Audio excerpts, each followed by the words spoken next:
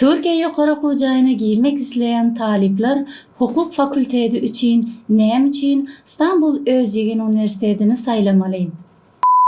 Dünya standartlarına laýyk gelýän, halkara derejeli, döwrebap mümkinçilikleri öz içine alýan İstanbul Özyeğin Üniversitetiniň hukuk fakülteti amaly ilm ulgamy bilen ünsüni has özüne çekýär.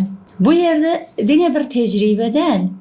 Eýsem hukuk klinikalarında tecrübe, qaziyet simülasyaları, halkara mümkinçilikler ve elbette staj programmaları okuwun möhüm bölegi bolup durýar. Eger siz hem Türkiye Devletinde hukuk bölümini okumak isleseňiz, hökmani ýagdaýda Alazim danışmanlygyna ýüz tutun. Biz size ähli dogry maglumatlary we resminama goldawlaryny şeýle hem depozita goldawyny berýäris.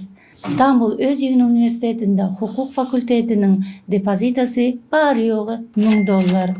Unutmaň, dogry saýlaw üstünlükli geleceğin başlangıcıdır.